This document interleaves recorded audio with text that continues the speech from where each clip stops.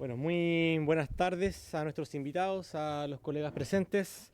El acta de la sesión número 159 se da por aprobada y la sesión número 160 queda a disposición de las señoras y señores diputados. Señor secretario, por favor, de lectura de la cuenta. Tenemos una cuenta más o menos larga, ¿no? Así es. Gracias, señor presidente. Se han recibido los siguientes documentos.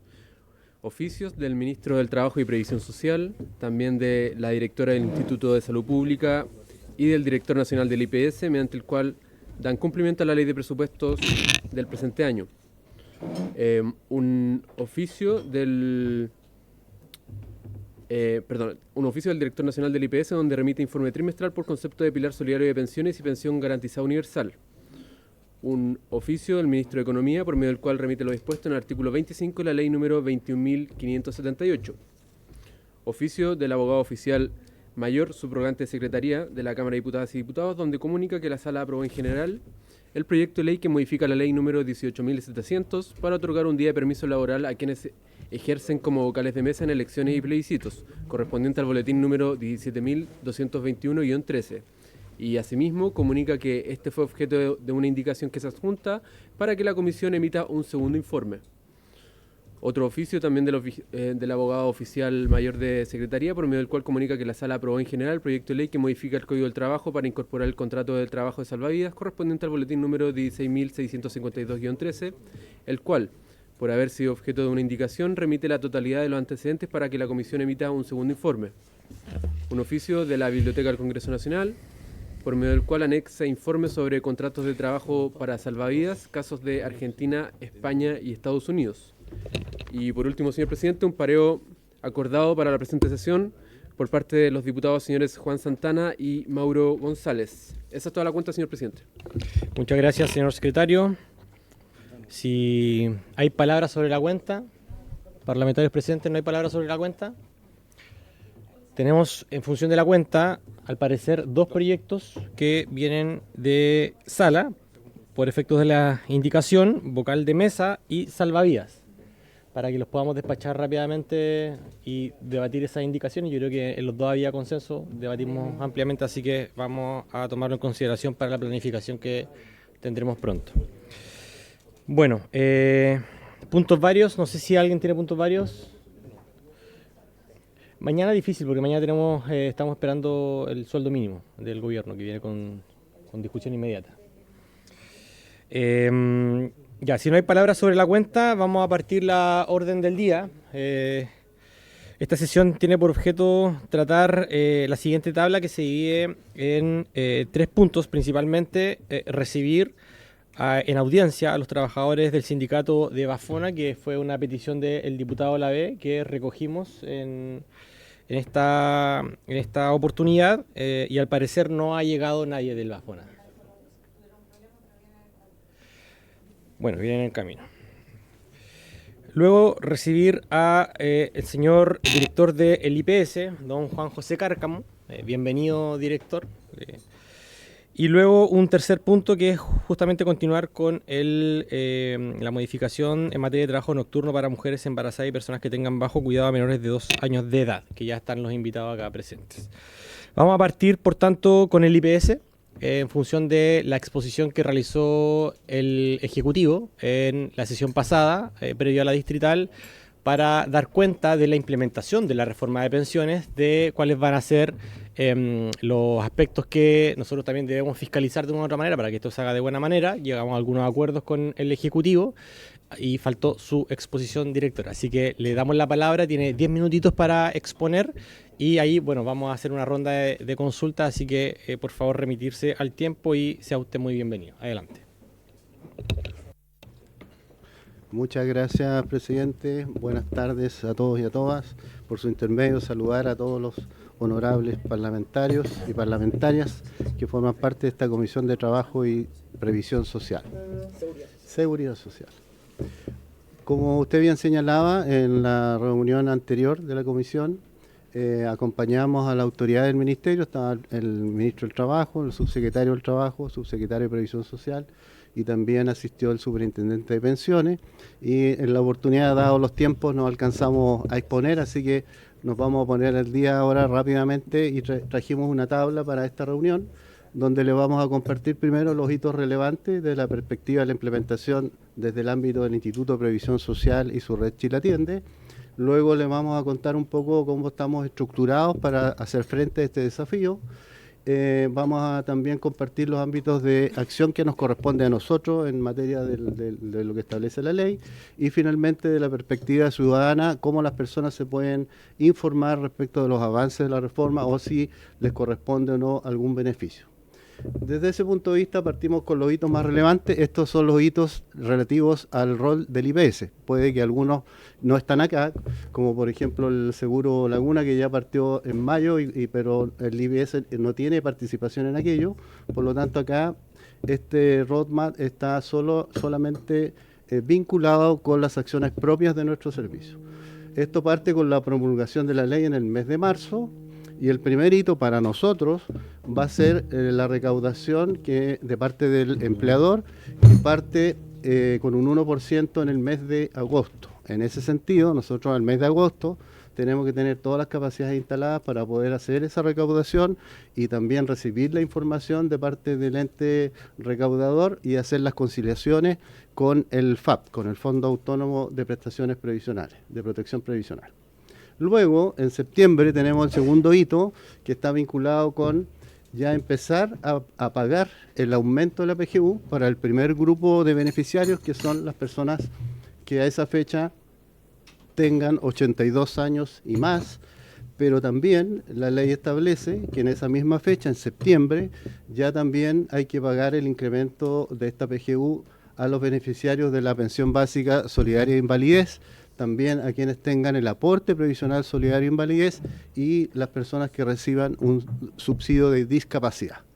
De igual forma, para el mes de septiembre ya tenemos que empezar a gestionar las solicitudes de los nuevos beneficiarios de la pensión garantizada universal, que corresponden fundamentalmente a las personas que tienen algún beneficio por las leyes reparatorias, exonerados, vales, RETI, que también tengan 82 años o más.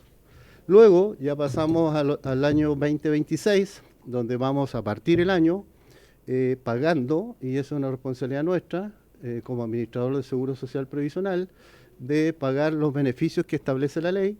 Eso se refiere a los beneficios por años cotizados y también respecto a los beneficios por compensación de diferencia de expectativa de vida para las mujeres. En agosto ya se inicia también la recaudación con la rentabilidad protegida, que también ahí tenemos un rol que cumplir.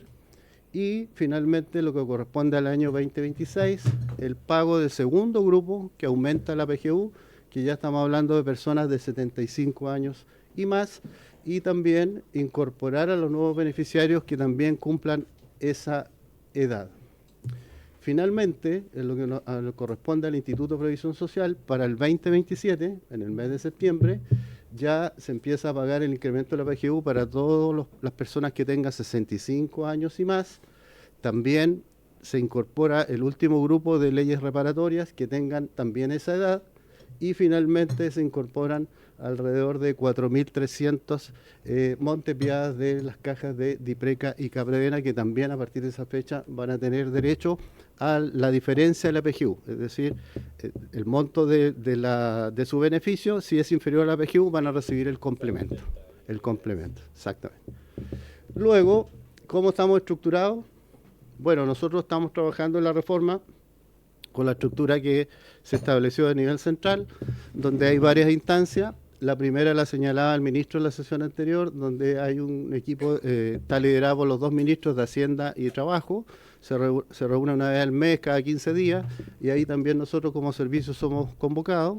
Luego hay otro equipo implementador que está liderado por el subsecretario de Previsión Social, don Claudio Reyes, y en esa nos reunimos todos los días jueves en la tarde, y ahí participan varias instituciones que están ahí señaladas, como la Dirección de Presupuesto, Ministerio de Hacienda, Ministerio del Trabajo, Subsecretaría de Previsión Social, la Tesorería General de la República, la Superintendencia de Pensiones y el IPS, y también en carácter de invitado asisten otros representantes de otras instituciones también vinculadas con la reforma, como la AFP, Compañía de Seguro, Dipreca, Capredena y otros. Por lo tanto, nosotros a partir de eso, internamente también estamos organizados, también tenemos una reunión los días jueves en la mañana, que es como un preámbulo a la que viene en la tarde del subsecretario, donde tenemos un comité de reforma que está encabezado por los directivos superiores del instituto, y hay un equipo de implementación que está encabezado por Fernando Arias, que está aquí a mi derecha, y a su vez tenemos despliegue en mesas de trabajo de acuerdo a diferentes temáticas, como el tema normativo. Como ustedes saben, la ley es una parte, pero obviamente hay un conjunto de normas que hay que ir revisando. Está todo lo que tenga que ver con operaciones, procesos, tecnología. Me acompaña el jefe de tecnología aquí, Roy McKenna. Está también todo lo que es la estrategia de atención al usuario, canales de atención, mesas de comunicaciones, tanto internas como hacia la ciudadanía, y también una mesa transversal de soporte que obviamente es el back office para todo esto pueda funcionar en tiempo y forma. Luego, nosotros nos corresponde 3 áreas, que son primero hacernos cargo del incremento de la PGU y de los nuevos beneficiarios. En segundo lugar, administrar el seguro social previsional o hacer labores de soporte al FAP. Y en tercer lugar, el prestar servicios de administración de cuentas y labores de soporte. Eso es lo que incorporó la ley como una posibilidad. En la eventualidad que ingresen nuevos actores a las pensiones, pudieran contratar al Instituto de Previsión Social para entregar esta labor de administración de cuentas. Para eso está Robert Rivas, que es el líder de ese proyecto. Él tiene harta experiencia, sobre todo en la superintendencia de pensiones. Luego nosotros obviamente tenemos que hacer un diagnóstico, ir evaluando y generar un diseño de servicio para cada una de estas responsabilidades. Para eso tenemos que ir haciendo seguimiento y trabajar activamente en lo que es el marco normativo, donde ahí la superintendencia de pensiones tiene un rol fundamental, pero nosotros también estamos permanentemente haciendo aportes también y sugerencias sobre esa materia.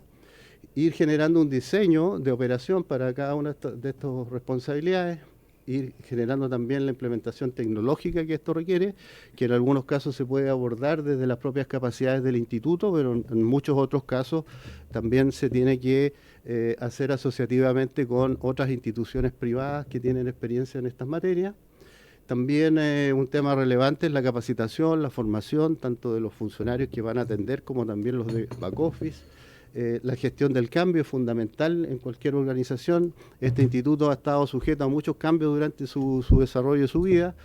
Se hizo cargo de la reforma del 2008, después incorporó a Chile Atiende, etcétera, y hoy día, por lo tanto, también es un foco que tenemos que nosotros trabajar y lo estamos haciendo. También todo lo que es comunicación, aquí es clave también ser proactivo en comunicar a las personas si tienen o no beneficio, en qué momento van a tener, cómo pueden acceder, etcétera. Y también en todo lo que tenga que ver con el despliegue y monitoreo, dado que la ley es gradual en el tiempo. ¿Sigamos? Ámbitos de implementación, ya lo señalé, son los 3 ámbitos que están y ya se indicaron anteriormente. Les voy a dar un breve avance en cada uno de estos ámbitos. En materia del seguro social, corresponde al instituto, ¿cierto?, registrar la incorporación de afiliados al Seguro Social Previsional y administrar la información de cada una de las cuentas. Sabemos que en Chile hay alrededor de 500.000 empleadores que cotizan todos los meses para un universo superior a 6 millones de trabajadores y hay más de 11 millones de afiliados, por lo tanto, esa labor que van a empezar a aportar este seguro tiene que estar registrada, tiene que también llevar una contabilidad y tiene que haber un registro individual por cada uno de esos aportes. Eso le corresponde al instituto. Luego, una vez que las personas ya empiezan a recibir beneficios, como señalamos en enero ya parte el pago de los beneficios, al instituto le va a corresponder la labor de conceder y en todos los casos de pagar todas estas prestaciones vinculadas con el seguro social. Y por otra parte, la ley también nos establece la necesidad de contactabilidad, de orientar, de informar tanto a los empleadores, a los ciudadanos, a los pensionados, en general respecto de los beneficios de esta reforma. Esas son las labores vinculadas al seguro social. Los beneficios, ustedes ya lo conocen, fundamentalmente son 2, la compensación por expectativa de vida para las mujeres y el beneficio por años cotizados, que no voy a entrar en detalle porque ustedes fueron los gestores de la ley, así que lo discutieron suficientemente. Respecto del Seguro Social Previsional, ¿en qué estamos? Estamos diseñando los procesos para la gestión del registro de recaudación, Estamos trabajando coordinadamente ya con el FAP. Ustedes saben que ya se nombró una coordinadora que está iniciando todo este proceso. Ya está el proceso también para la formalización de los directores del FAP.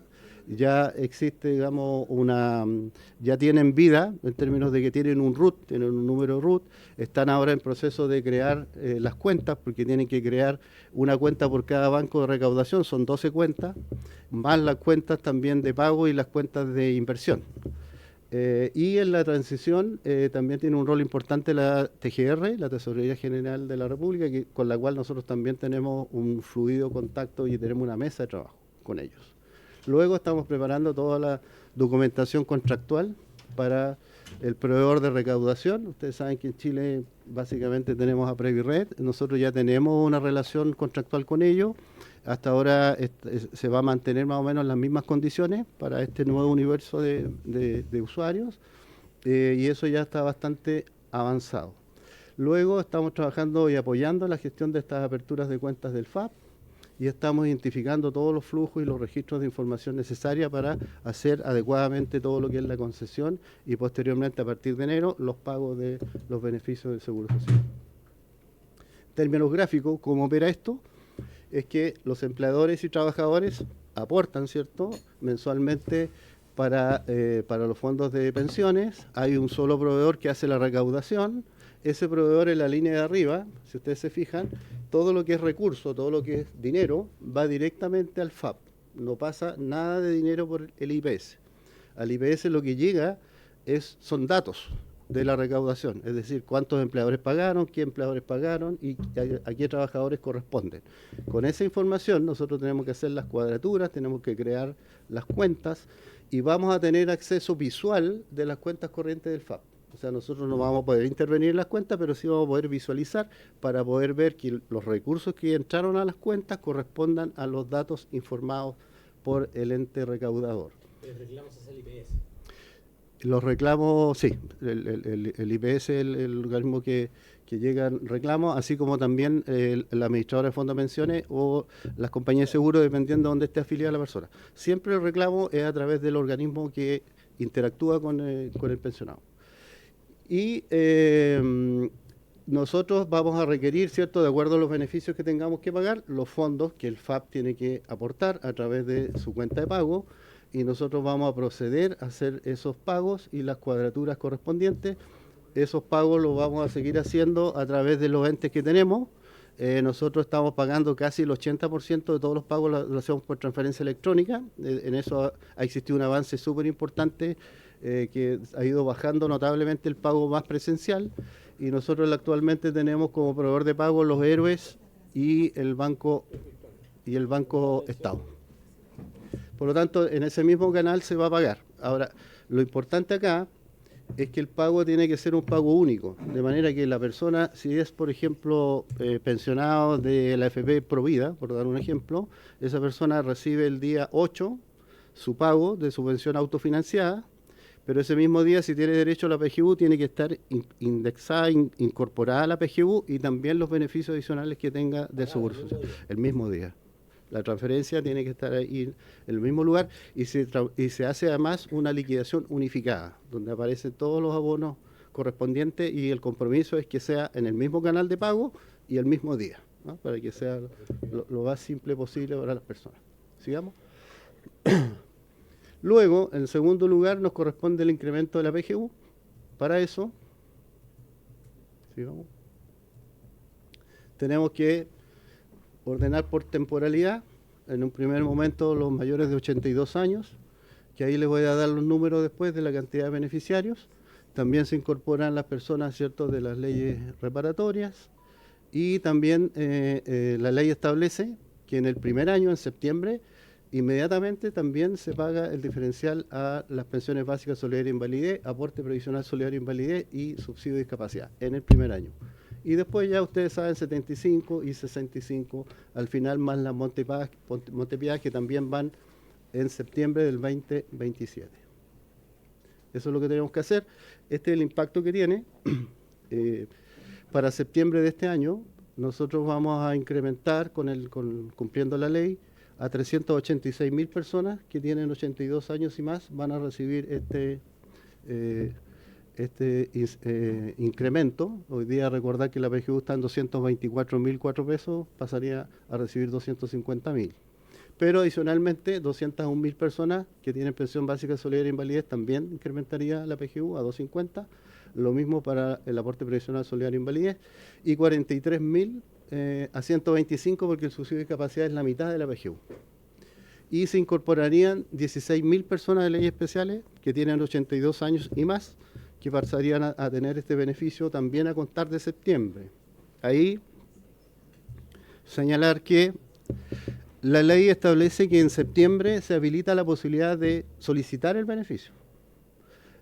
Y la interpretación que hizo el reglamento de la superintendencia no quedó tan claro si nos autorizaba o no a poder habilitar 1 o 2 meses antes la solicitud, de manera de lo posible empezar a pagar en septiembre. Y estamos a la espera de esa interpretación, porque es muy probable que a lo mejor pudiéramos desde julio ya recibir solicitudes para poder pagar a contar de septiembre. Ahí también nos encontramos con un grupo de personas que son alrededor de un poquito más de 4.000, que no tienen el registro social de hogar, que también es fundamental, o sea, un requisito para poder postular, que también estamos trabajando con ellos. Esta es la realidad regional de la cantidad de beneficiarios. Como ustedes ven ahí, se concentra más obviamente en la metropolitana, en segundo lugar la región de Valparaíso y en tercer lugar en Biobío. Ahí también les traje un dato que nos parecía interesante de destacar, es que alrededor del 67% de los beneficiarios son mujeres. De la PGU. Del aumento de la PGU. Sí. 67 son mujeres. Sí. Y un 32 fracción, casi 33, son varones. Y la forma de pago, como señalaba, el 80% pagamos a través de transferencia electrónica y solo un 20%. ¿Del primer aporte o de todo el aporte? No, esto es lo que va a ocurrir en septiembre de este año. De los 386.000, esa es la distribución aprox, y esas son en términos de sexo, hombre y mujer, y ahí está la distribución también de tipo de pensionados.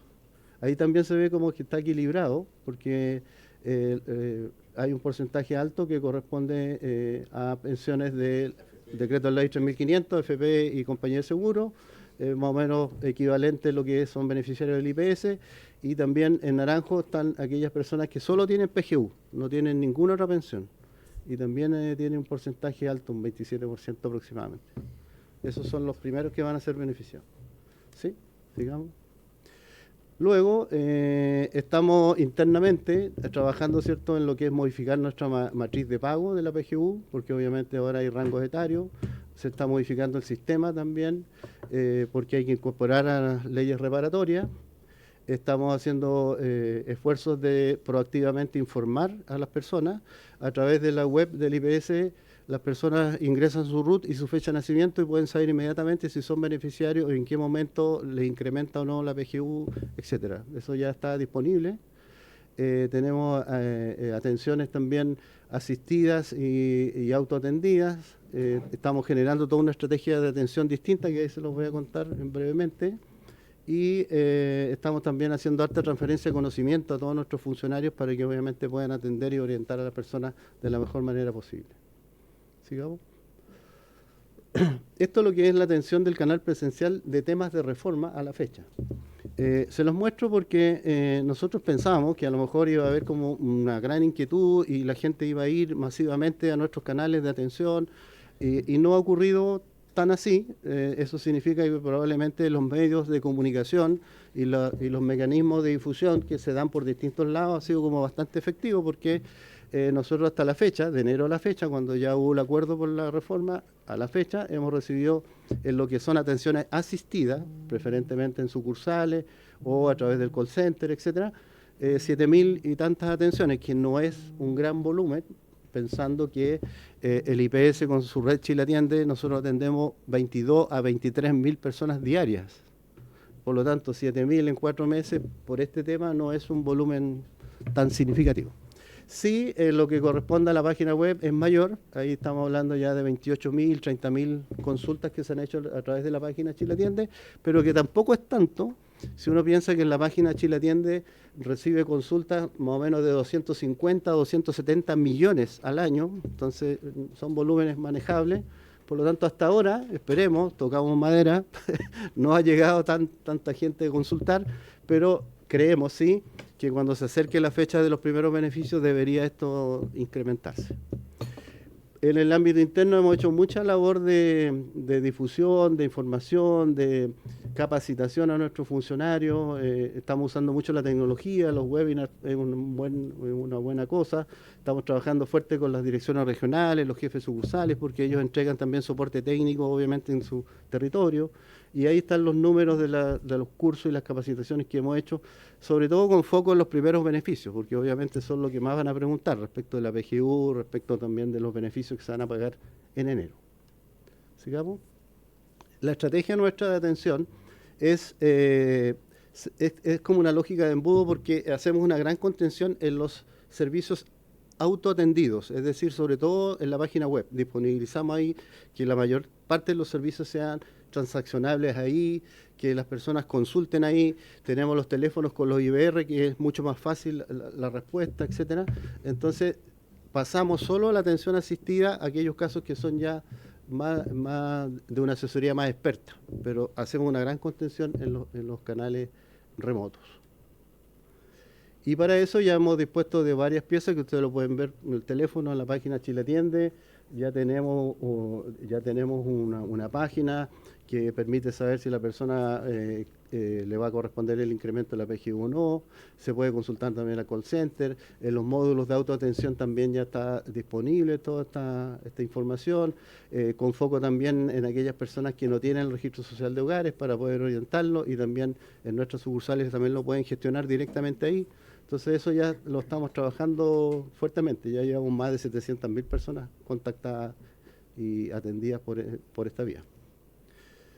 El modelo que hemos usado es proactivo, estamos mandando muchos mensajes de SMS, estamos usando mails, llamados por voz en el call center, avisamos la liquidación de pago, sobre todo para los que tienen leyes reparatorias, que usted califica para la PGU, qué sé yo, las personas que tienen 82 o más también, que le corresponde este beneficio, y también lo hacemos a través de nuestros proveedores de pago. Entonces, cuando llega una persona a cobrar por caja, le aparece una alerta al cajero para que pueda orientar a esa persona. Lo mismo ocurre con cada uno de nuestros ejecutivos de atención de los distintos canales, el call center, redes sociales, sucursales, y ya como señalaba, más de 709.000 personas ya están contactadas y ya están informadas, y probablemente eso explica también de que no ha existido tanta consulta, porque nosotros hemos ido directamente a informar a las personas. La última responsabilidad que nos corresponde a nosotros es la prestación de servicios, administración de cuentas y labores de soporte. Eso es condicionado en el sentido de que si hubieran interesados que ingresen al mercado y que deseen contratar nuestros servicios, nosotros en un tiempo razonable deberíamos estar preparados para entregar este servicio. Y para eso ya hemos configurado un equipo de trabajo, estamos en la etapa inicial de apertura de este proyecto, estamos analizando el marco regulatorio de todo esto, estamos generando las capacidades para que esto pueda ocurrir, estamos dimensionando también los macroprocesos que esto implica, y estamos también generando un modelo operacional para la eventualidad que esto sea así requerido. La primera etapa va a demorar alrededor de 2 meses, donde nosotros ya tengamos, ¿cierto?, una carta GAN respecto de esto. Creemos que esto podría quedar instalado ya durante el presente año, a fines de año, pensando también de que en la eventualidad que se ingresen nuevos actores, también ellos requieren también la autorización de la superintendencia, etcétera, por lo tanto esto lleva su tiempo. ¿Dónde se pueden informar las personas? Con esto vamos terminando. Fundamentalmente las páginas. Nosotros tenemos la página corporativa, que es ips.gov.cl, la página Chile Atiende, que es la tercera página más visitada en Chile, y hay una página de la subsecretaría que se llama la reforma de pensiones.cl. Por lo tanto, donde consultar, hay muchos canales también disponibles, no solo los web, también están las 202 sucursales que tiene el instituto, se puede preguntar por redes sociales, hay videollamadas, uno se mete a la página Chile Atiende, coloca videollamada y en un par de segundos aparece un ejecutivo que lo atiende por vía teléfono, eso está disponible, tenemos el call center y también en algunos casos hacemos despliegues ya más territoriales, más focalizados cuando así se necesita. Y por lo tanto nuestro foco es hacer una buena implementación, obviamente para beneficiar a todas las personas que van a ver mejorado sus pensiones con esta reforma. Eso es, presidente, por nuestra parte. Perfecto, muchas gracias, don Juan José Cárcamo. Muchas gracias por la exposición detallada. Bueno, tenemos esto para enviarlo al correo, al chat de ya. Perfecto. Consultas sobre la exposición. Diputado, adelante. Gracias, presidente. En primer lugar, lo habíamos conversado de alguna manera la semana pasada cuando se hizo la presentación general del Ejecutivo. El soporte que va a cumplir el Instituto de Previsión Social es fundamental en esta materia y por tanto felicitar a través de su directora a todos los funcionarios que hacen posible lo que se hace hoy día y lo que se va a hacer en el futuro, que no es menor involucrar nuevamente al IEPS o Chile Atiende, que ya es el canal del Estado con los ciudadanos. En esta reforma me parece que es de una tarea gigantesca. En primer lugar, por eso lo que quería preguntar, ¿cómo está ahí el tema del recurso humano para enfrentar la reforma? Que se ha hablado poco por su intermedio, presidente, al director.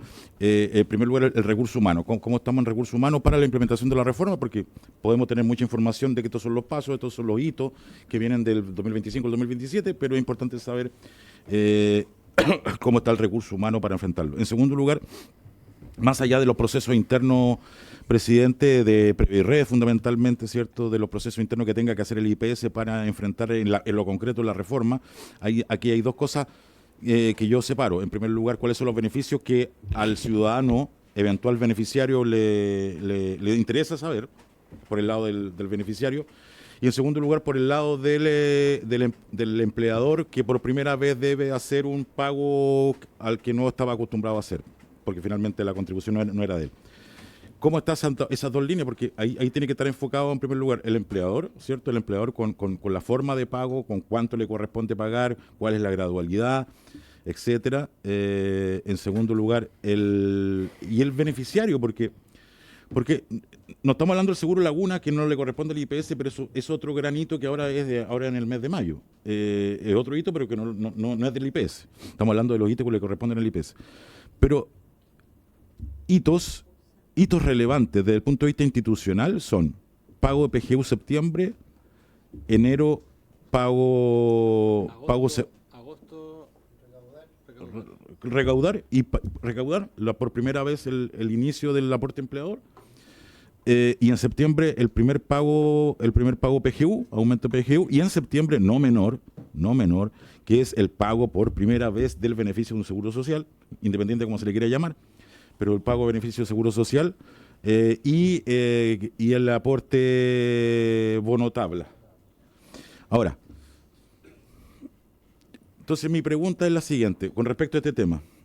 Lo que vi fue la pregunta, ¿cuándo viene los canales de atención? Está apuntado fundamentalmente al aporte PGU. ¿Cuándo viene el aporte PGU?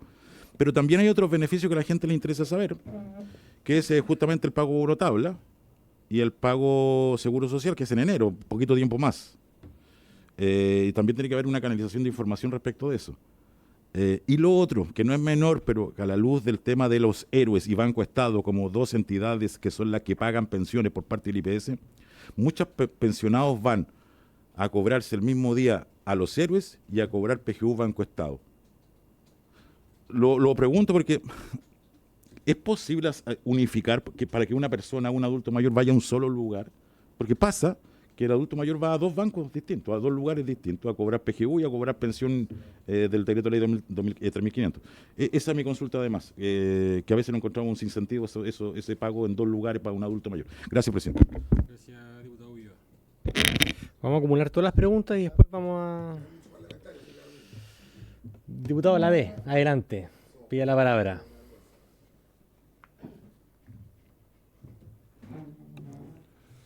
Gracias, presidente. Saludarle, pero saludar también a todos los que expositores. Antes de ir a la pregunta un poquito a lo mejor más técnica, ¿cuánta gente promedio, creo que eran unos 80 y tantas personas las que ustedes van a tener que incorporar a trabajar al IPS, ¿cierto? ¿Cuántas de esas personas, o más o menos cuál va a ser, digamos, el criterio para contratarla? porque en algún medio por ahí salió que están buscando gente de la AFP. Entonces, me gustaría saber esa respuesta. Segundo, usted no es nuevo, digamos, que yo lo vote en contra, pero la cosa es, si nos costó al IPS pagar la primera PGU, digamos, en donde se enredó la cosa, etcétera, porque una cosa es lo que aparece en la diapositiva y otra cosa es de verdad en la práctica. Yo respeto a los funcionarios, etcétera, pero esto es de marca mayor. Entonces también, ¿cuáles son realmente la seguridad que nos puede entregar de que no van a haber ciertos errores importantes, porque al final es la plata de la gente? Lo otro, el artículo 55 bis habla de que básicamente en recaudar y cobrar las cotizaciones de los empleadores establecidos en esa ley para el seguro social previsional, ¿cierto? Pero hay una norma técnica, digamos, que tiene la Superintendencia de Pensiones, en donde básicamente se entiende, o se da a entender, por eso es la pregunta, en que ustedes le estarían entregando ciertos roles a la AFP, que en teoría recaía sobre ustedes en este proyecto. Pero pareciera ser que esta norma técnica, la 510, por si en algún momento tenemos alguna duda, es que básicamente se le estaría entregando esa facultad o delegando a la AFP. Eso es porque no vamos a ser capaces, el IPS, eso es porque es un tema técnico, pero cuando en el artículo 55 bis les corresponde a ustedes y eso así salió la ley. ¿Ya? ¿De qué facultad estamos hablando en particular? De la facultad de recaudación. Ah, ya. ¿Ya? Por ende, para que me la puedan un poquito desarrollar con más profundidad. Y creo que eso era, presidente. Gracias, diputado Alavés. Diputado Sandón, ¿alguna consulta? Gracias, presidente. Agradecer la exposición. Cuando don Juan José Cárcamo habla que se juntan, pareciera semanalmente, para ver las distintas instancias que están trabajando, yo recuerdo, y me gustaría, no sé si usted lo domina o no, pero quedó un tema en algún minuto cuando se incorporó Capredena y DIPRECA, que habían algunos pensionados civiles de estas dos, de DIPRECA y de Capredena, que son muy pocos, pero que como que no existía mucho la información de ellos, pero se quedó de hacer el trabajo de poder ubicar a todas estas personas que en el fondo eran civiles, por ejemplo, que trabajaban, no sé, me acuerdo en FAMAE, o sea, yo tuve algunas reuniones con esas personas que son muy poquitas, pero que siempre tuvieron como de alguna forma en este sistema de, no sé si exactamente era DIPRECA o Capredena, pero que supuestamente en esta reforma ellos iban a estar ingresados para poder igualar sus pensiones con la PGU también. Entonces mi pregunta es si se recuerda que hayan mencionado esto, porque yo estaba viendo los chats con el subsecretario e incluso con el expresidente del Senado, donde se había llegado al acuerdo, pero el problema estaba que era difícil de identificar quién era exactamente, y justamente pedirle que si no se ha hecho podemos hacer los lazos, porque ellos mismos tienen asociaciones para que justamente estén, cuando ya se vea ese tema, me creo que el 2027, para que ellos también puedan entrar en esta poner al día, digamos, la PGU con esas pensiones. Pero me refiero a los pensionados civiles de DIPRECA y Capredena. Gracias, presidente. Gracias, diputado Sandón. Ya, tenemos varias consultas, así que, director, en honor al tiempo, vamos directo al grano en cada consulta. Las tengo acá anotadas. Recurso humano. Sobre el recurso humano, Diputado Viva, le están respondiendo ahora. Ahí aprovecho también a responder al diputado Alavés, porque más o menos se relaciona. El informe el informe financiero, que obviamente viene a la par con la ley, estableció en un inicio una dotación adicional para el instituto para el primer año de 275 profesionales. Eso es lo que estableció el informe financiero. Ahora, una vez que se hicieron los análisis ya más detallados, y por eso le mostré la slides vinculada con la atención en los canales, Nosotros, de mutuo acuerdo con la Dirección de Presupuesto, se decidió bajar esa cantidad porque consideramos que no era necesario incorporar tantas personas, porque al principio se imaginaba o se preveía una fuerte, digamos, demanda de atención en los canales de atención.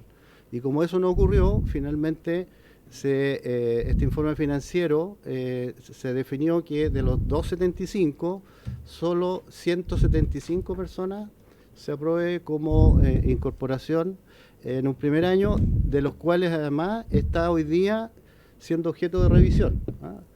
En la práctica, en términos concretos, hoy día hay un decreto que está en trámite en la Contraloría General de la República que aprueba 83 cupos nuevos para el Instituto de Previsión Social. 83. De 275 que estaba permitido primitivamente. Exactamente, 83. Y de eso, mayoritariamente, esos 83 cupos, sobre el 80% lo vamos a contratar a través de la página de empleos públicos del Servicio Civil. Estamos recién en proceso de generar los perfiles, o sea, todavía no hemos contratado gente, por lo tanto, Los criterios están en construcción. están en construcción.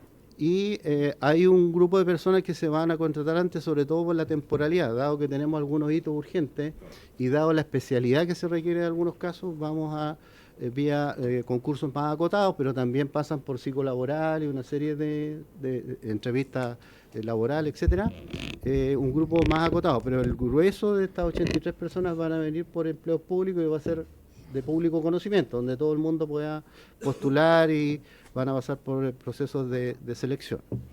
Fundamentalmente estas personas van a ayudar a las áreas de proceso, van a ayudar al área de concesión, área de pago, área tecnológica, área de cobranza, todas las áreas que son hoy día más requeridas para dar, digamos, un buen cumplimiento a las exigencias de la reforma, y una pequeña porción, muy pequeña, va a ir para algunos canales más especializados, pensando más bien en lo digital, no en lo presencial. Perfecto. Eso es como del punto de vista del recurso humano, ¿ya? Son 83 en concreto, eso es lo que tenemos hasta ahora. Perfecto. Respecto de la articulación entre empleador y beneficiario para los otros beneficios más allá de la PGU. Sí, la estrategia de atención incluye todo el mundo, pero obviamente parte con los primeros beneficiarios. Como los primeros van a ser los incrementos de la PGU, que es en agosto, más los nuevos beneficiarios de las leyes reparatorias, estamos focalizándolo ahí el esfuerzo inicial. Adelante, diputado Lavia, sobre el punto, pero bien breve para que... Si pueden nombrar para que quede registrado cuáles son los beneficiarios, digamos, ¿cómo fuera para ¿Leyes especiales? Leyes especiales, exacto. Sí, son los que tienen hoy día una pensión de exonerado político, del informe Valech y del informe Rettig. Esas personas... Que son 16.000 en total. Claro, 16.000 el primer año. El primer año. En total son Sobre como 82. 45.000, casi Sobre 50.000. Pero el primer año mayores de 80 son 16.000. Todas estas personas antes solo tenían derecho a un complemento. Si su pensión era inferior a la PGU, se le pagaba la diferencia para la PGU. Ahora con esta reforma van a tener derecho a la PGU completa. ¿Ya? Sí, también. Ya. Entonces, la estrategia... Sí, después... Sí, son poquitos. Adelante, director. Continúe. No se deje interrumpir, por favor, por nuestros colegas. Entonces, la estrategia es... Diputado, adelante. Adelante, director, por favor. La estrategia es, obviamente, dar una orientación integral a todos los actores de la reforma, tanto empleadores como beneficiarios. Para el caso del pago, que preguntaba el diputado Ulloa, ya se estableció una modalidad consensuada más bien establecida por la Superintendencia de Pensiones, donde en la misma planilla electrónica, que tiene 105 campos, el empleador va a cancelar el 1% correspondiente al Seguro Social. Por lo tanto, va a ser bastante simple, fácil de hacer, no tiene que hacer ninguna cosa muy extraordinaria para que se produzca esa recaudación. Ya. Respecto... Adelante, diputado Sandón. De la ley reparatoria es el diferencial. ¿Cuál es la diferencia con lo que estaban recibiendo hoy día?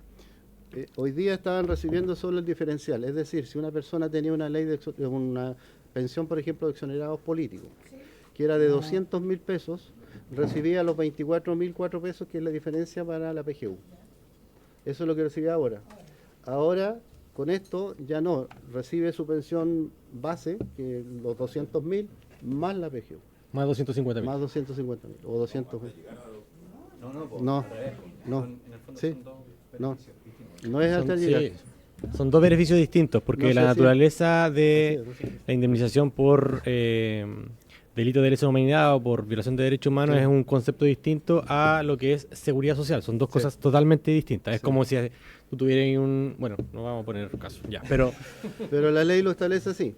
Es Ya, así, perfecto. es así. Respecto de ir a un solo lugar a cobrar los dos beneficios, lo que señala el diputado Ulloa.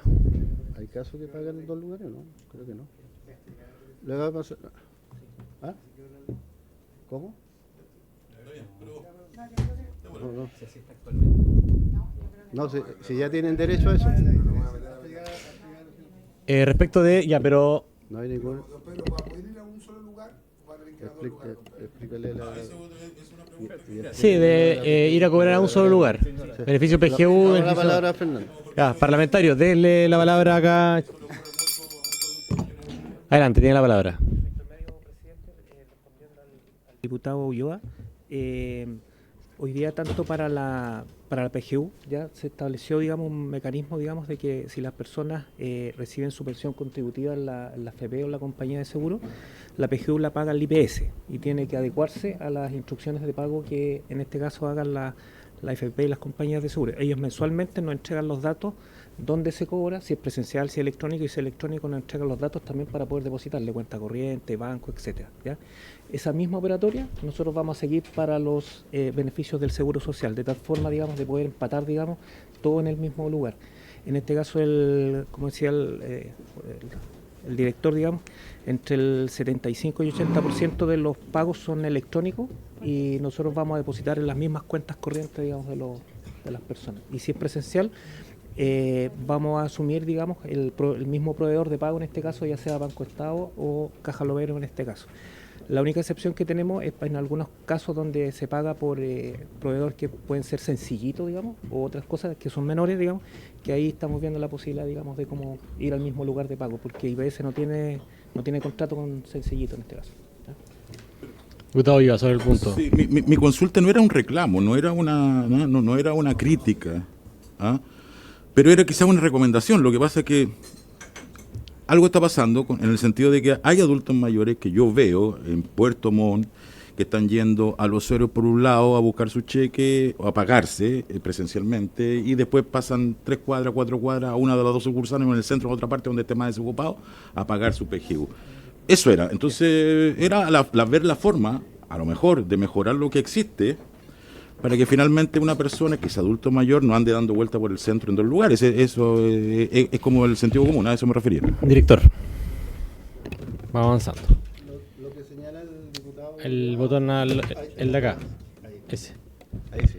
Lo que señala el diputado Ulloa se refiere son casos borde, porque en general nosotros tenemos los dos proveedores de pago, los héroes y el banco, por lo tanto, si la persona se cobra en el banco, le pagamos todo en el banco, su pensión propia y su PGU y todo.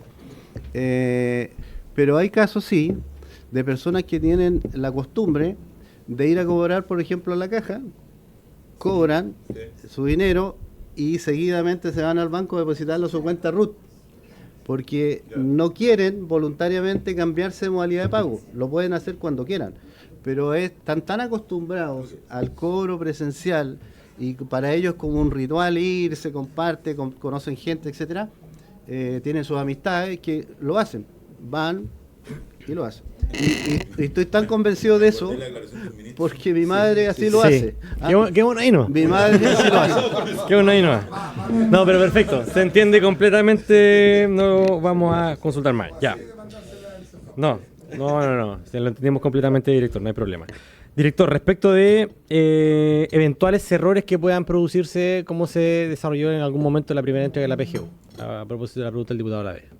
¿Cuál, digamos, la pregunta, perdón que lo interprete, pero sería cuáles son los principales desafíos para no cometer, digamos, esos errores? Ya. Sobre eso vamos a contestar a media con Fernando, porque él es justamente el jefe del departamento de pago de beneficio, pero aquí tiene que ver con la interpretación. desde nuestra perspectiva, el IPS nunca ha cometido un error en el pago de la PGU. Lo que pasa es que en su momento se definió y se difundió que la PGU iba a ser para un universo determinado de personas, y en la práctica muchas de esas personas no cumplían ciertos requisitos y por lo tanto Por eso modificamos la ley. lo que se pagó fue menor a la expectativa que había. Pero no es que se haya cometido un error en el proceso pago, no es que se haya pagado mal o no se le pagó a ciertas personas. Y lo otro que ocurre es que todos los beneficios que son vía solicitud del interesado, hay al menos un 2% de manera estructural que no lo solicitan. Entonces, cuando uno hace los cálculos actuariales, sobre todo en la dirección de presupuesto, se coloca el universo total de posibles beneficiarios. Pero como hay una solicitud de por medio, no necesariamente todo ese universo esperado llega en el mes 1 a solicitarlo y se produce el pago. Entonces ahí lo que hubo fue una interpretación errónea, pero no es que el instituto haya cometido ningún error o haya dejado por negligencia de pagar algunos beneficios. Por lo tanto, en ese sentido, obviamente nosotros estamos preparados, nosotros pagamos 3,8 millones de beneficios mensuales y no hay gran noticia sobre eso porque obviamente ya hay una experiencia, hay un conocimiento que esto se hace y se hace en forma eficiente. Perfecto. Y respecto de la consulta de la diputada Sandón sobre los pensionados civiles que están en DIPRECA o CAPREDENA, sobre el número, la cantidad y la posibilidad de que las agrupaciones se reúnan con usted para avanzar en esa materia. Nosotros nos reunimos con el director de CAPREDENA, el vicepresidente ejecutivo, hace poco, y también con DIPRECA, con el director de DIPRECA. Y efectivamente ahí hoy día la ley sigue excluyéndolos, ¿ah? Es un tema legal, no están incorporados.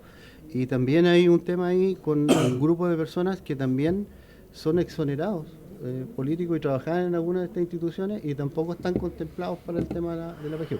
Entonces es un tema que tiene que verse desde la perspectiva legal, a lo mejor ser incorporado en alguna miscelánea futuro, etcétera, pero no es un tema que nosotros podamos hacer algo porque nosotros ahí aplicamos la ley. Bueno, ahí tenemos tarea, diputado Sandón, para incorporar. Gracias, lo que pasa es que lo pregunté porque justamente estuvo en la discusión y habían quedado el compromiso de parte del subsecretario de que iban a estar incluidos. Quedaron que iban a estar incluidos, por eso ya quería de varias discusiones y supuestamente, porque además es un número muy menor, entonces de personas que han quedado fuera. Así que es muy interesante el tema, que veamos cuáles serían para hacer el cambio. Ahora, podríamos quizás solicitarle, y aquí lo señalamos formalmente mediante oficio, la cuantificación de esas personas, para nosotros también evaluar en función de lo que señala el diputado Sandón, que nos entreguen la información. Sí. Oficiamos, digamos, por... ¿Hay acuerdo? Sí. Sí. Presidente, y sobre el tema de las funciones de recaudación, que supuestamente... Ya, y las funciones de recaudación, sale el rol de la AFP en función de lo que señala la superintendencia. En lo que es recaudación, la AFP no va a tener un rol acá. Finalmente, del 1% que se va a recaudar en agosto, lo que sí ocurre es que un 0,1 se recauda y va a la AFP porque va a la cuenta de capitalización individual. Y el otro 0,9 va directo al FAP y la información va a nosotros. Por lo tanto, no hay una intervención de la AFP o que la AFP nos haga algún proceso para nosotros, no.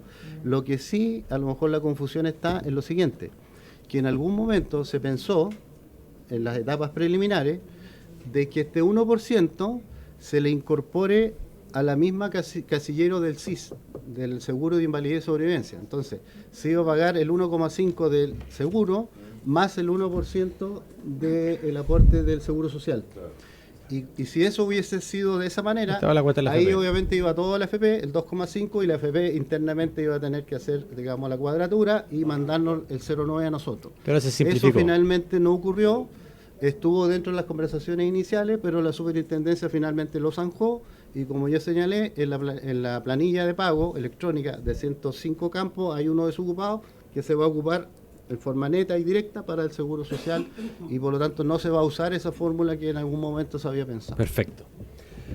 Ya, se han respondido todas las consultas. No sé si tiene algo más que agregar para finalizar. No sé si alguien de su equipo quisiera agregar algo para finalizar, ¿no? Solo agradecer, presidente. Ya, muchas gracias, director. Agradecido por venir. Pueden retirarse. Ya, suspendemos por 2 minutos.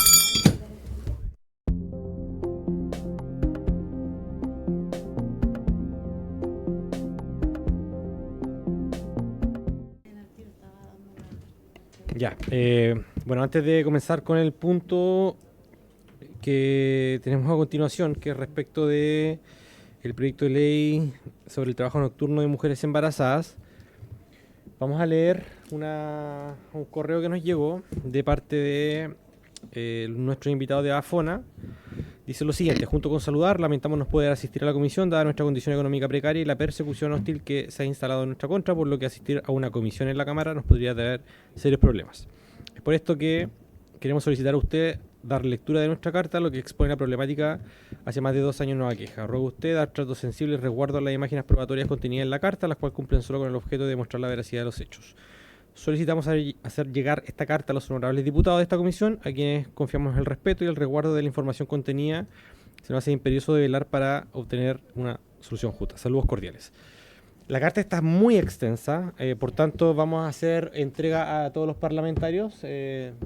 Secretario, sí, envíesele no al chat, al correo. Prefiero que se envíe personalmente al correo institucional.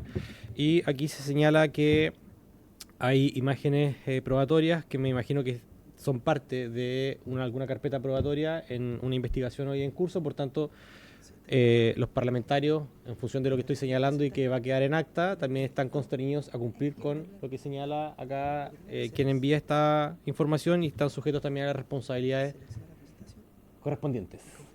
¿Les parece? No vamos a dar lectura a esto, así que si nos están escuchando los dirigentes, estamos justamente atendiendo a otro proyecto de ley en este momento, pero vamos a dar cumplimiento a lo que ustedes señalan de hacer llegar esta carta a los honorables diputados de esta comisión. Ya. Bueno, partimos por tanto con el estudio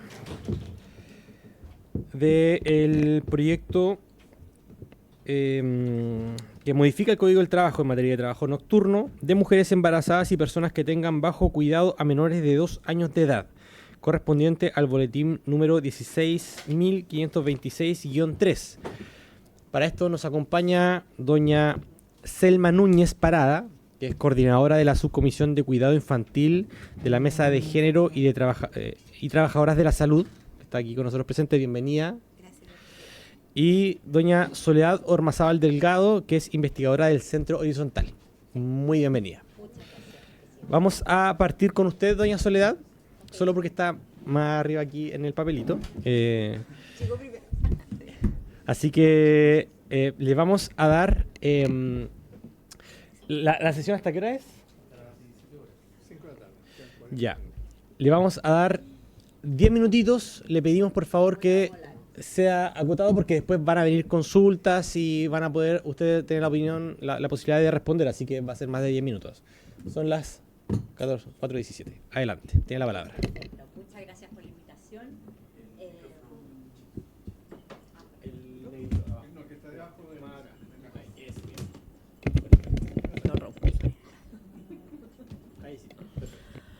Bueno, muchas gracias por la invitación. Voy a exponer brevemente cómo fue solicitado.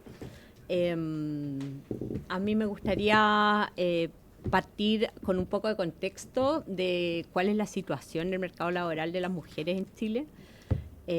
Aquí hay un poco de contexto internacional. La participación laboral femenina en el contexto de la OCDE es de las más bajas que hay entre los países miembros. Pero uno podría decir, quizás estos son países desarrollados donde se alcanzan mayores tasas de participación porque son desarrollados, pero la realidad es que en América Latina también estamos bajo el promedio de participación laboral de las mujeres en América Latina. Es muy importante señalar que la participación laboral femenina está correlacionada inversamente con los ingresos, es decir, a mayores ingresos hay una mayor participación. Esto es doble efecto en el fondo, con menor participación, los ingresos son menores en los hogares, pero también las oportunidades también son menores, ¿no? Acá hay un tema que es bastante importante, justamente cuál es la brecha entre hombres y mujeres en la participación laboral femenina según hayan o no niños menores de 3 años en el hogar. Y como podemos ver, cuando hay niños menores de 3 años en el hogar, tiende a haber una mayor participación laboral en general, porque las necesidades sin duda aumentan, pero llama fuertemente la atención que la brecha es mucho mayor cuando hay niños menores que cuando no hay niños menores. Si bien se trabaja más a nivel de hombres y mujeres, la brecha aumenta. Esto nos dice muchas cosas, nos dice entre otras cosas que la desigual carga de trabajo doméstico y de cuidados que hay en nuestro país, pero bueno, hasta el momento ese es un poco un dato de la causa. Por esto es que, pese a que el proyecto de ley menciona a la persona trabajadora, independiente de que sea un hombre o una mujer, sabemos por un contexto cultural, donde desgraciadamente todavía no se ha avanzado lo suficiente, que esto es algo que va a recaer mayoritariamente en mujeres.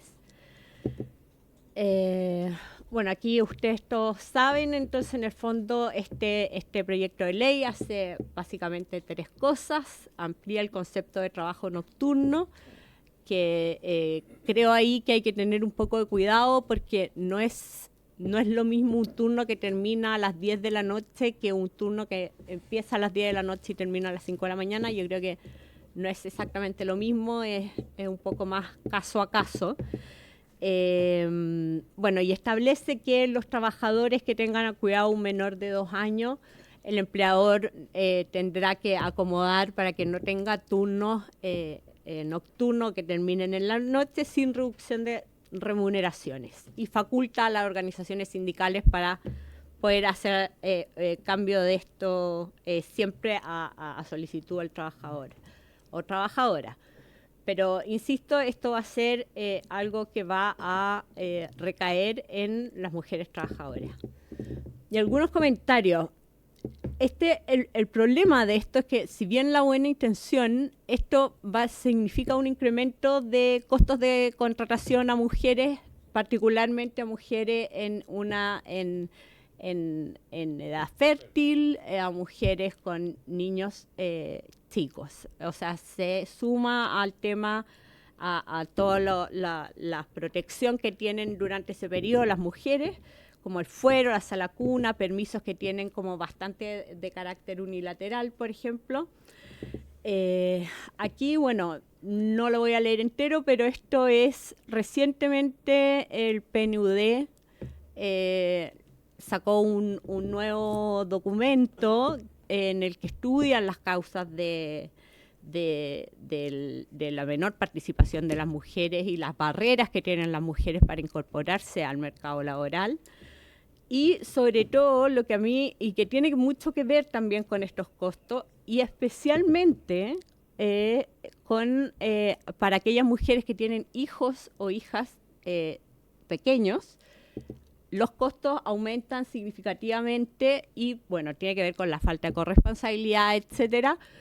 Pero lo que me gustaría señalar es que, tal como dice el PNUD, esto no significa que las mujeres, no solamente significa que las mujeres no acceden a trabajos de mayor calidad, sino que no significa que se van a quedar, ellas necesitan, ellas lo que van a hacer es irse al mercado informales en situaciones que son de mucha mayor precariedad, sin leyes sociales, por ejemplo, o sea, en el fondo es un prejuicio para su inserción laboral y su seguridad en el trabajo.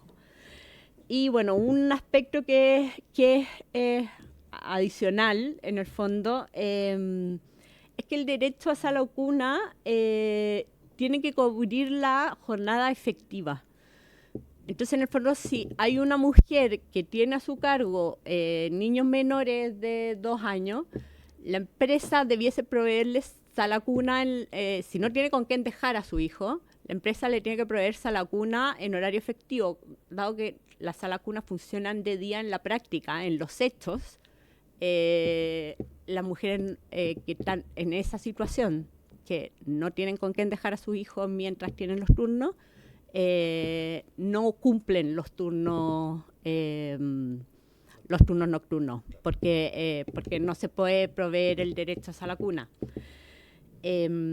Bueno, y para terminar, solamente esto para qué es lo que se está significando todo este tipo de costos que están enfrentando las mujeres. Como saben, acaban de salir el censo, esto es del censo pasado porque aún no están disponibles todos los datos, pero cada vez tenemos, las mujeres tienen menos hijos porque se asocia a mucho costo.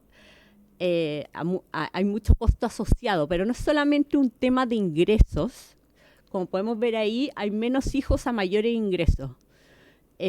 Acá también hay un tema de proyección de carrera, porque en el fondo, si yo subo los costos a las mujeres en edad laboral, las posibilidades de ascenso de esas mujeres, etcétera, son menores.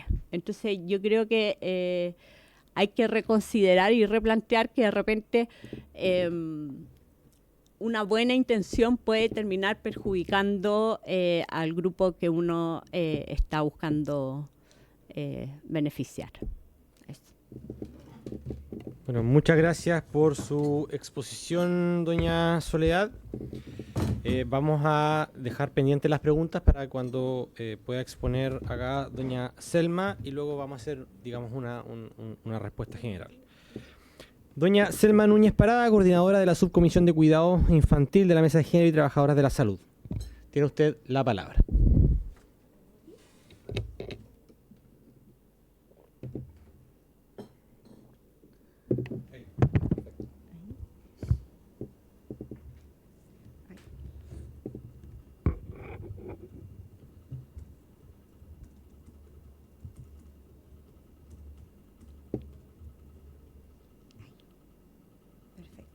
Gracias, presidente, por su intermedio, agradecer la invitación y también la invitación y el trabajo que hemos realizado con el diputado Andrés Giordano, y por su intermedio también un reconocimiento a su equipo que ha permitido tener esta iniciativa.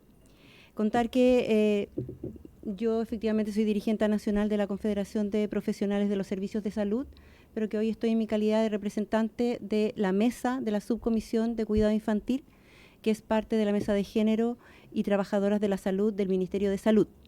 Entonces, en ese contexto, nuestra subcomisión, que ha abordado el tema de cuidado infantil, ha iniciado este proceso de apoyo en este proceso legislativo. Contar principalmente que a esta subcomisión y a todos los gremios que ahí están representados, tanto de profesionales, técnicos, administrativos como auxiliares que desarrollan sus labores en los hospitales, en las seremías y también en la atención primaria, consultorio, tenemos principios fundamentales que principalmente es la igualdad de derechos, de cuidado y de condiciones de cuidado de los niños y niñas independientes del territorio donde ellos se desarrollan, porque tenemos hoy una realidad demasiado diversa en esta condición. La no discriminación de derechos entre los derechos de maternidad y conciliación entre trabajadoras del mundo público y privado, porque ya vivimos una experiencia a propósito de descanso reparatorio, pospandemia, ¿cierto?, que a trabajadores de la salud se le entrega un reconocimiento y se deja fuera al sector privado y después esa situación se revierte. Hoy tenemos la realidad de la jornada 40 horas o el proyecto de conciliación, que solamente también reconoce esos derechos a los privados y no a los públicos. Y por otra parte, el respeto a los derechos de la niñez, favoreciendo y potenciando el desarrollo y el bienestar de los niños y niñas, más allá de las jornadas que efectivamente realicen sus madres.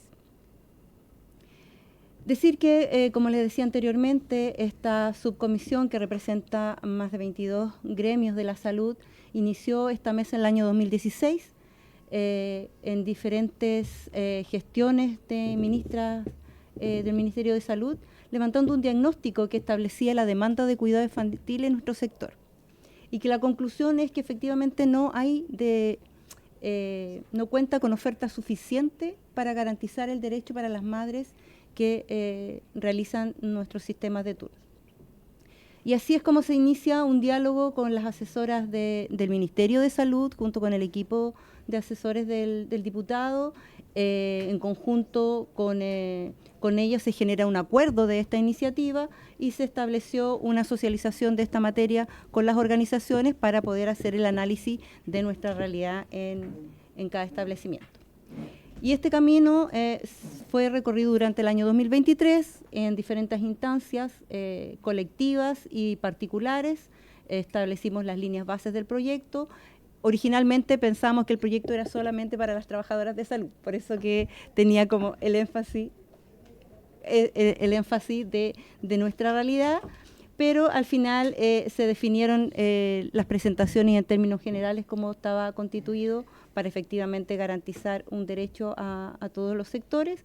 Se revisó en la comisión, se revisó en cada una de las organizaciones y tiene el apoyo transversal de todas esta iniciativa.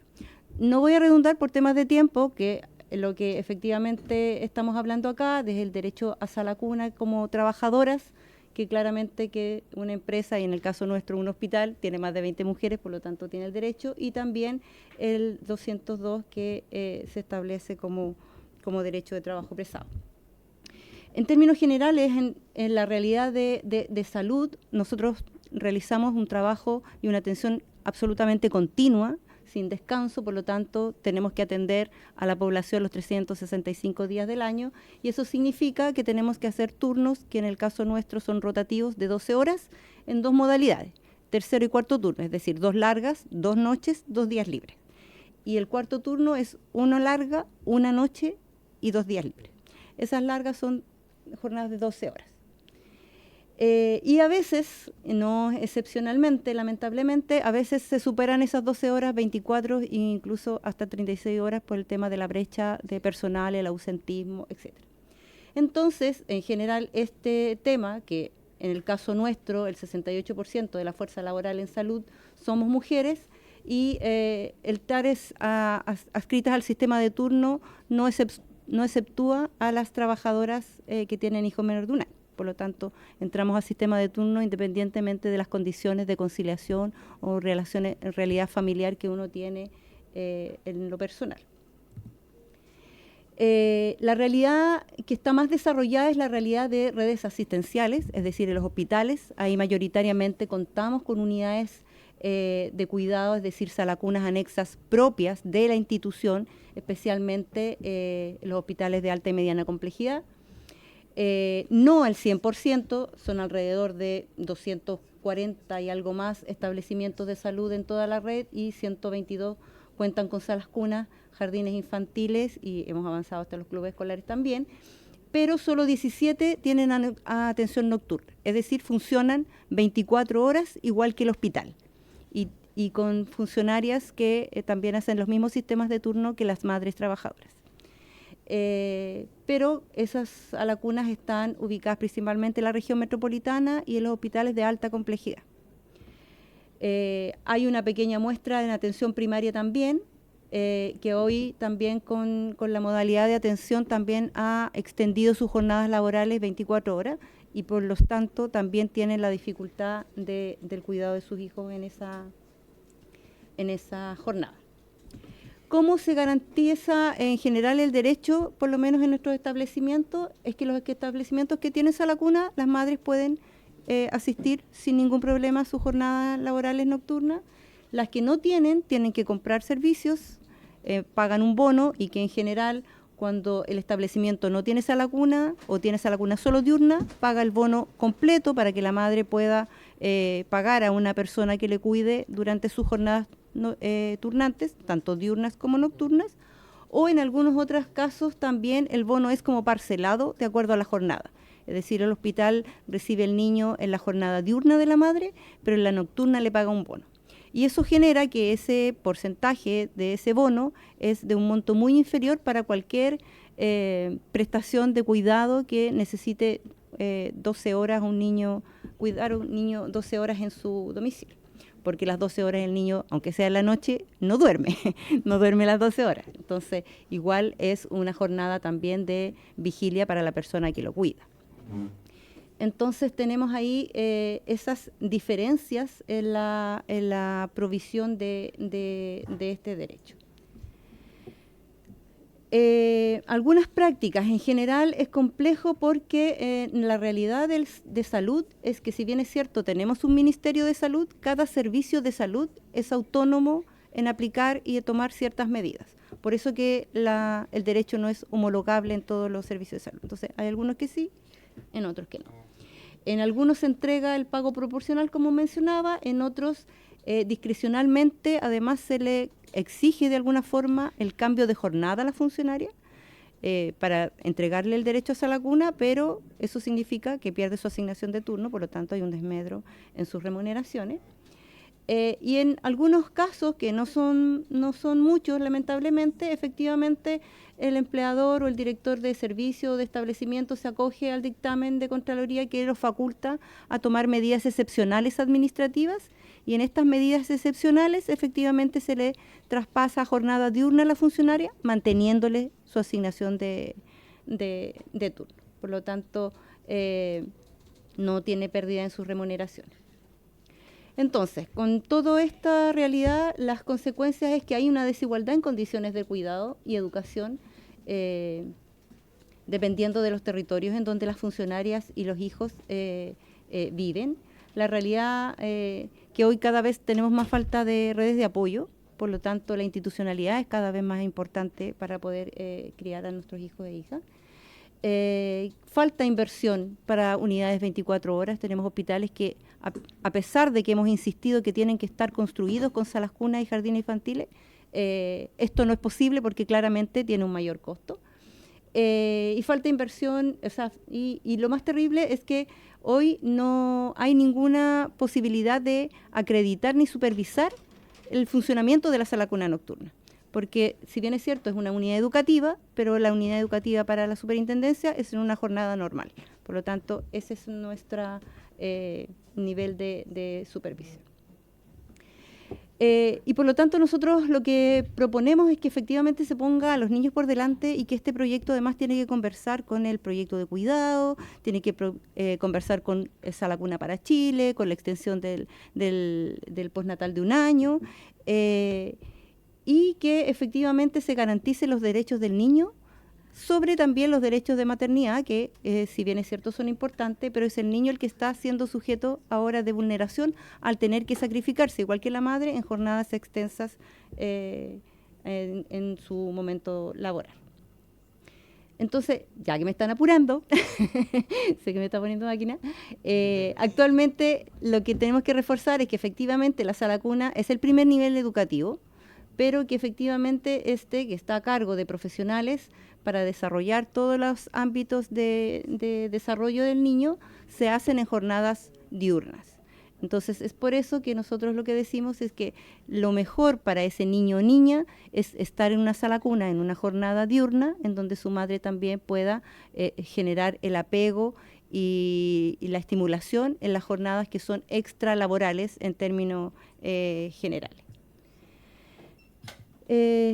Y para nosotros como comisión es súper importante poder abordar, y como sociedad, y esperamos en conjunto, el tema de conciliar el trabajo durante la crianza de nuestros hijos, potenciar la educación inicial, favorecer el apego en los primeros años de vida y mejorar la calidad de salud mental de las y las trabajadoras, porque también es sumamente estresante para ellas las jornadas de 12 horas, preocupadas de efectivamente quién está a cargo de sus hijos.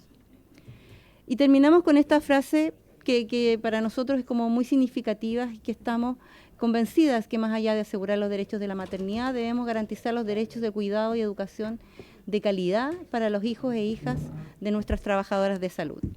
Y con el empuje de la sociedad organizada, el compromiso del Ministerio, que esperamos que también prontamente venga a presentar los datos un poco más duros de nuestra realidad, y con las garantías legislativas, que es el espacio que a ustedes les corresponde, avanzar a una mejor sociedad que permita una mejor calidad de vida para nuestros hijos e hijas. Flash.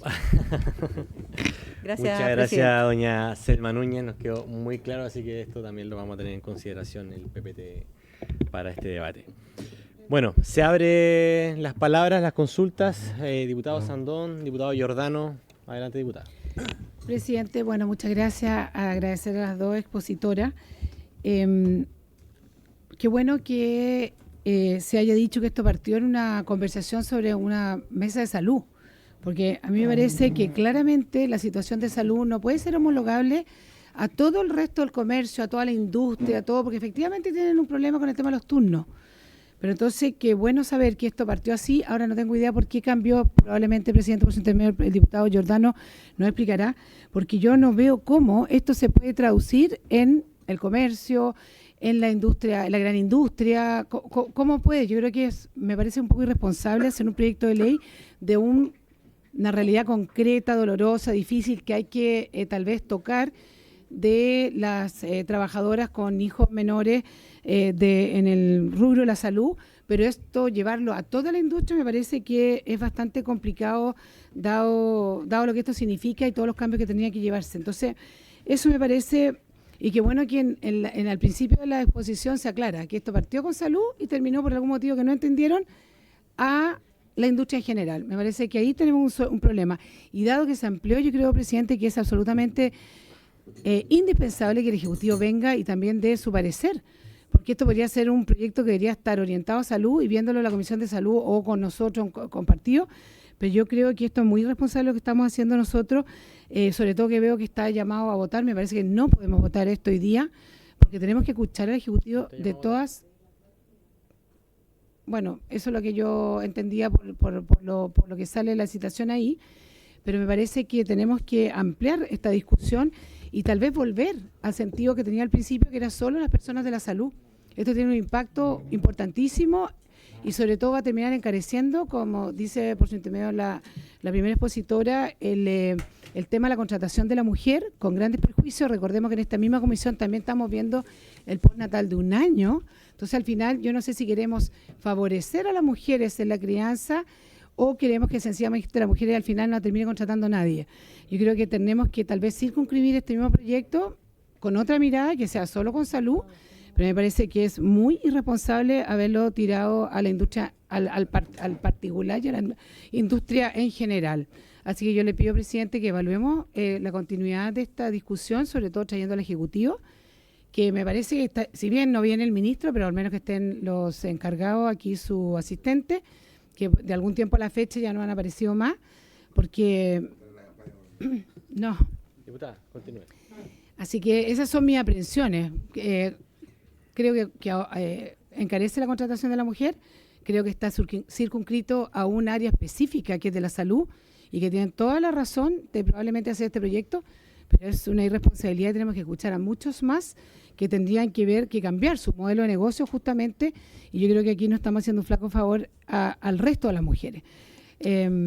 Así que le pido que consideremos las mayores expositores, sobre todo el Ejecutivo, y ver si efectivamente continuamos con este proyecto circunscrito a la salud o seguimos con este proyecto amplio a la industria en general. Gracias, diputada. Diputado Gracias, Giordano.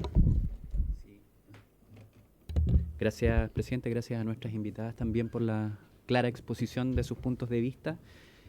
Yo tengo una pregunta, pero a propósito de la pregunta quiero aprovechar de hacerme cargo de algo que mencionaba la diputada Osandón por su intermedio, presidente, que tiene que ver con por qué este proyecto finalmente reviste un carácter de un derecho que abarca la maternidad de manera general y no específica. Y es porque lo señalaba nuestra invitada, la señora o señorita Núñez, que es que hay una perspectiva, además del derecho laboral, que tiene que ver con el interés superior del niño, ¿no? Que tiene que ver con el apego efectivo que ocurre, particularmente en términos biológicos, en una etapa del desarrollo que es crucial para ese lactante, y que efectivamente se ve interrumpido cuando existen condiciones laborales que lo rompen en un espacio donde biológicamente el ser humano además está diseñado para determinados procesos. Me refiero a la noche, que es un espacio donde además el apego tiene otras perspectivas, que incluso, aprovecho de hacer la pregunta, a lo mejor nuestra invitada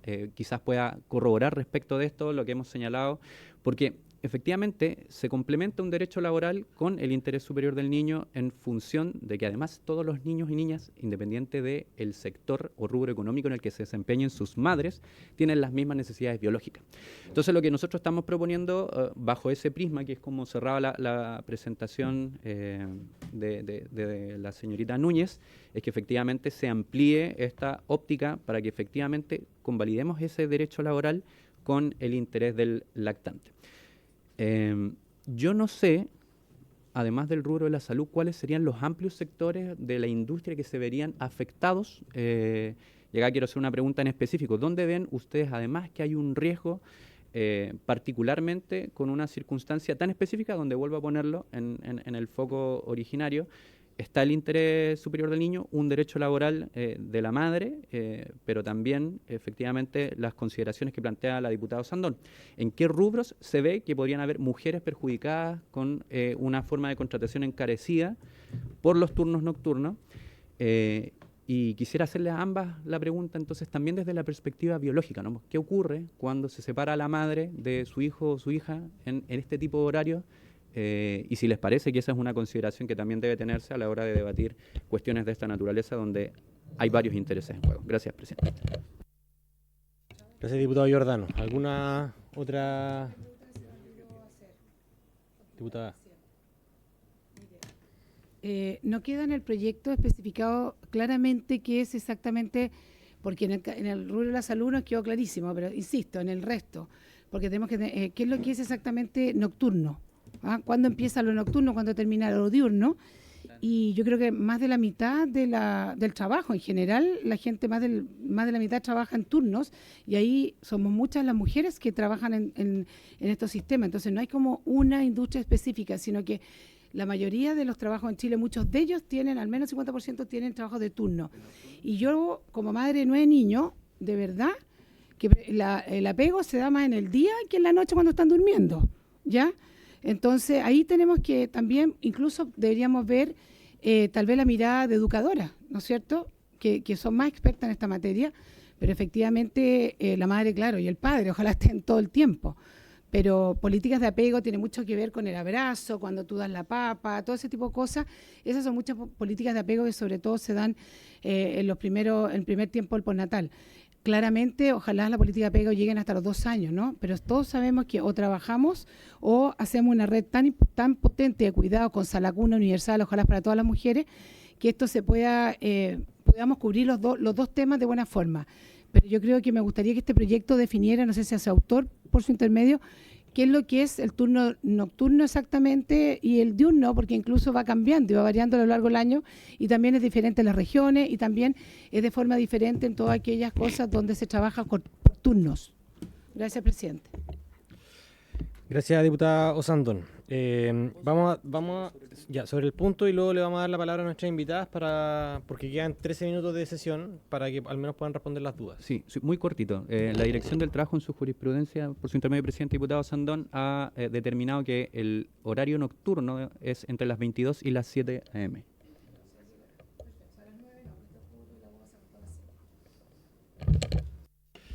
Ya. Le vamos a dar la palabra primero a nuestra invitada Soledad Ormazábal. Adelante. Vamos a, ojalá lo más acotado posible para que podamos. Ok. ¿Quiere felicitarla al diputado Ulloa por su alto cargo? Muchas gracias. Parlamentario, por favor. Adelante, Soledad. Yo creo que los rubros son varios. Por ejemplo, la minería trabaja con turno. Ha costado mucho incorporar a mujeres dentro del área dentro de la minería.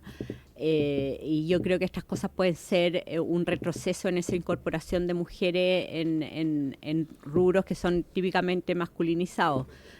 Dado que desde hasta las 7 de la mañana, yo creo que supongo que las panaderías tendrán problemas, pero más allá, yo creo que en cualquier rubro, yo como también tengo muchos niños, siempre trabajé, muchas veces me tocaba viajes, si a mí me limitaban a hacer esos viajes, bueno, significaba una limitación en mi carrera, y eso es a lo que yo como trato de transmitir en el fondo.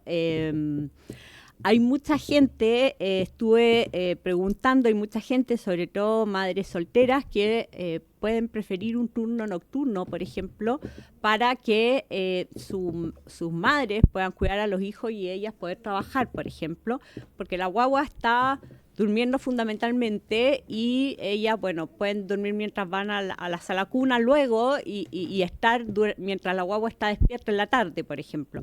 O sea, ese tipo de arreglos me llegaron cuando estuve investigando un poco sobre este tema. Por lo tanto, entonces yo no creo que sea el problema que el apego ocurra necesariamente en la noche. Yo creo que bien puede ser durante el día y en la tarde, por ejemplo. Eso. Muchas gracias, estimada Soledad Ormazábal. Saludamos al presidente de la Cámara de la Corporación de Diputados. Diputadas, un honor tenerlo acá en la comisión. Presidente. De hecho, no ha venido nunca un presidente de comisión, así que saludamos su participación.